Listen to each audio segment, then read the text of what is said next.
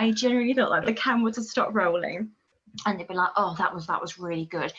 Here's a burger.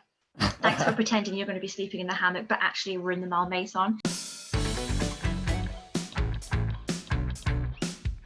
So I wanted to ask, how intent were you on winning, and then whether this changed during the race?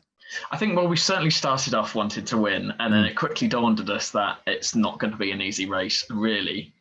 The challenge has got to be just get to the end. I disagree a little bit. You carry on and then I'll tell my. But I think when we realised that actually we are, keeping neck and neck, I think we were second for quite a few legs, weren't we? Pretty much all of them. We just thought, we could do this. We don't have to be in first place through the, first couple of legs, but come to last two legs, you kind of want to be in the top, don't you? Yeah. That's where you've got the chance to actually make it. I was quite ignorant, so I genuinely thought, and I know everybody will laugh, but I honestly thought. How much do you want bifolds? Well, yeah, that, and I still don't have them. But I genuinely thought like the cameras would stop rolling, and they'd be like, oh, that was really good. Here's a burger. Thanks for pretending you're going to be sleeping in the hammock, but actually we're in the Malmaison. I genuinely thought that if I was like, I'm a bit thirsty, they would hand me like a Coca-Cola. God, no, like ignorance was bliss. Because had I known what it was really like, I can't promise that I would have gone. So definitely glad that I had no clue.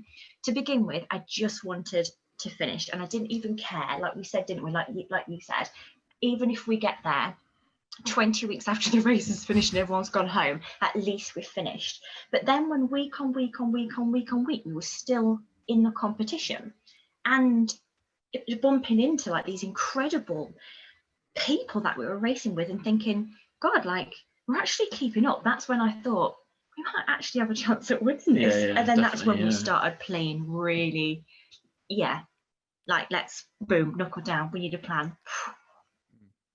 You touched on it there, and your group of contestants, I feel, got on more than maybe Series 1. You seem like such a strong, cohesive unit. Was there any particular couple of people that you got on best with? I don't think we were like a more cohesive unit than Series 1. I just think that Series 1 obviously was the first series, and actually this in our series, they show more of the relationships they wanted to, like in Series 1 you never got to see any checkpoint time, whereas actually it was quite a heavy focus in this series. So I don't think it's that we got on better. I think it's just sad that we didn't get to see it, because actually we're friends with obviously the Series 1, because we've got so much in common, and they're such a tight knit group. But our guys were lovely, and we were so diverse. I mean, young, old, we would never would have been friends in real life, but actually we're very close. No, you'd never put us all together, would you? But we get on so well with them, and I think it's something that kind of bonds you together. So you do have your game face on as soon as you kind of leave the checkpoint doors. But whilst you're at the checkpoint, and when you do have that time to sit down with each other, you get on like a house on fire, because it's such a stressful, unique experience. You can't not bond over that. Yeah. And when Dom was poorly, and they were late to Cafe Arte, and we knew something was wrong, and they were there, and we all cried, and Joe and Sam left, and like when even early, it was only week 2 when Michael and Chantal left, and still it left such a massive hole in the group. And obviously we only got closer and closer the more time we spent together. They're incredible. I think we're probably closest to Eamon and Jamil, but only because we pretty much traveled similar the same in age, route, didn't we? I think. And we had very similar strategies, so we took very similar routes quite a lot of the time. So we were together a lot. We think Nice. think kind of similar ways, don't we? All incredible. What a bunch of people. We're so blessed to have made those friends. Yeah, lovely.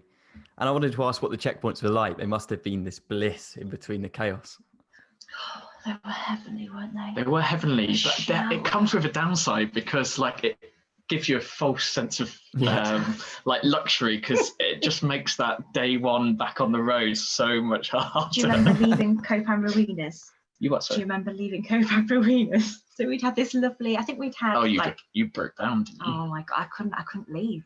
I couldn't leave. Like it was a shock week 1 anyway, the first leg, and then I'd slept and I'd eaten, and I was like, oh God. And And then I remember waking up crying, walking down the stairs crying, getting the envelope saying where our next destination was, crying. And you just basically said to me, just try and get through today. And if we can't do it, then we'll leave. And the next day you said, just try and get through today. And again, if you can't do it tomorrow, I promise we'll leave. And then before you know it, we've done another leg. So that's definitely how it started. Panama checkpoint was interesting because I think we arrived at like in the middle of the night, maybe 3 or 4 o'clock in the morning, and then you describe how that leg's been to camera and stuff, and then you go to bed, and then we probably had about an hour's sleep, and then we were catching up with the news from Michael and Chantel, and you're in luxurious places, but you don't necessarily make the most of that opportunity, and unfortunately. That's the problem. Like, we'd be like, oh my god, everybody's here, like, let's, and then before you know it, the next leg starts. That's it, let's go get a cup of tea and let's catch up. So you should be in bed, but you can't waste that time to see your friends. So where have you been? What jobs did you do? Then you're like, oh, we've got to leave in an hour, so better go and have a quick shower, change your clothes, and boom. So although that is where we ate at checkpoints, we pretty much didn't eat at all. No. Wow. On each leg, so it's like the 5-2 diet, but the wrong way.